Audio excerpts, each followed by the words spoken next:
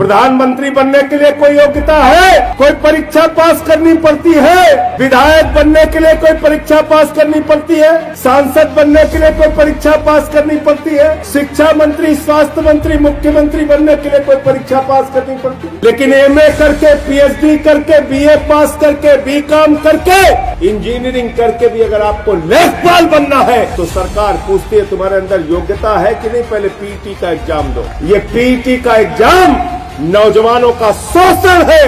ये पीटी का एग्जाम बंद होना चाहिए। हम कोई पीटी का एग्जाम नहीं देंगे। तुम्हारा लड़का जैसा धनिया बेच के हजारों करोड़ कमाएगा, उसकी योग्यता नहीं चेक करते। उसको बीसीसीआई का सचिव बना दिया, बेटा हजारों करोड़ क्रिकेट के नाम पे लूटो, अमित शाह के बेटे हो, चिंता करने की जरूरत नहीं। मुझे शर्म आती है उत्तर प्रदेश की आदित्यनाथ की सरकार पे, जो हमारे नौजवानों को जानवरों की तरह गाड़ी में भर के, बसों में भर के पिछले 2 दिनों से परीक्षा केंद्रों पर जाना पड़ रहा है। 1-1 हजार किलोमीटर दूर जाना पड़ रहा है। अरे ऐसे तो जानवर भी नहीं जाते जैसे तुम नौजवानों को लेकर जा रहे हैं। ये कहा गया कि पीटी की परीक्षा पास करनी पड़ेगी। युवाओं ने कहा क्यों पास करनी पड़ेगी? बोले तुम्हें अपनी योग्यता साबित करनी है। तुम लेखपाल बनने के काबिल हो कि नहीं हो, तुम क्लर्क बनने के काबिल हो कि नहीं हो, तुम अधीनस्थ चयन सेवा आयोग की भर्ती में सेलेक्ट होने के काबिल हो कि नहीं हो, पहले इसकी परीक्षा दो, तब लेखपाल की परीक्षा दे। पीटी की परीक्षा से कोई नौकरी नहीं मिलेगी आपको। पीटी की परीक्षा से इस उत्तर प्रदेश के नौजवानों को अपनी योग्यता साबित करनी है कि वो लेखपाल बनने के काबिल है। बारे बाबा योगी जी, उत्तर प्रदेश के अंदर। लेकिन अगर आप पूछे यूपी के मुख्यमंत्री की योग्यता क्या है, सरकार कहती है अंगूठा टेको तब भी बन सकता। पूछे शिक्षा मंत्री बनने की योग्यता क्या है, सरकार कहती है अंगूठा टेक है फिर भी शिक्षा मंत्री बन सकता। स्वास्थ्य मंत्री बनने की योग्यता क्या है, अंगूठा टेक है तब भी स्वास्थ्य मंत्री बन सकता। अरे उच्च शिक्षा का, विश्वविद्यालय का मंत्री बनने की योग्यता क्या है, अंगूठा टेक है फिर भी बन सकता है।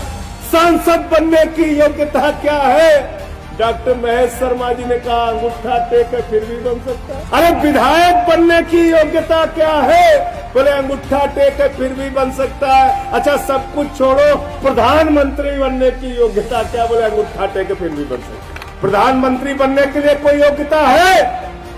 कोई योग्यता है? कोई परीक्षा पास करनी पड़ती है? विधायक बनने के लिए कोई परीक्षा पास करनी पड़ती है? सांसद बनने के लिए कोई परीक्षा पास करनी पड़ती है? शिक्षा मंत्री, स्वास्थ्य मंत्री, मुख्यमंत्री बनने के लिए कोई परीक्षा पास करनी पड़ती है? लेकिन एमए करके, पीएचडी करके, बीए पास करके, बीकॉम करके, इंजीनियरिंग करके भी अगर आपको लेखपाल बनना है तो सरकार पूछती है तुम्हारे अंदर योग्यता है कि नहीं, पहले पीटी का एग्जाम दो। इसलिए ये पीटी का एग्जाम नौजवानों का शोषण है। मैं चाहता हूं युवक विंग के लोग लखनऊ के अंदर आंदोलन करें, अनशन करें, प्रदर्शन करें, छात्र विंग के लोग इनके साथ मिलकर आंदोलन करें। ये पीटी का एग्जाम बंद होना चाहिए। हम कोई पीटी का एग्जाम नहीं देंगे। तुम्हारा लड़का जैसा धनिया बेच के हजारों करोड़ कमाएगा, उसकी योग्यता नहीं चेक करते। उसको बीसीसीआई का सचिव बना दिया, बेटा हजारों करोड़ क्रिकेट के नाम पे लूटो, अमित शाह के बेटे हो, चिंता करने की जरूरत नहीं। और किसान का बेटा, मजदूर का बेटा, मेरठ में रहने वाला, बागपत में रहने वाला, नोएडा में रहने वाला, गाजियाबाद में रहने वाला, उसको बलिया भेजोगे, उसको गाजीपुर भेजोगे, गाजीपुर वाले को गाजियाबाद भेजोगे, बरेली वाले को बलिया भेजोगे। मुझे शर्म आती है उत्तर प्रदेश की आदित्यनाथ की सरकार पे, जो हमारे नौजवानों को जानवरों की तरह गाड़ी में भर के, बसों में भर के पिछले 2 दिनों से परीक्षा केंद्रों पर जाना पड़ रहा है। 1-1 हजार किलोमीटर दूर जाना पड़ रहा है। अरे ऐसे तो जानवर भी नहीं जाते जैसे तुम नौजवानों को लेकर जा रहे हैं। आदित्यनाथ जी मैं पूछना चाहता हूं, नरेंद्र मोदी की रैली होती है, खाने का पैकेट देते हो, बस का किराया देते हो, ट्रेन का किराया देते हो।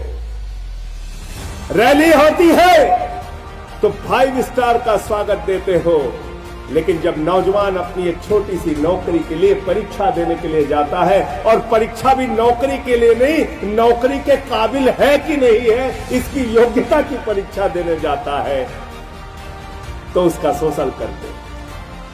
200 रुपए फार्म के ले लिए बाबा जी ने।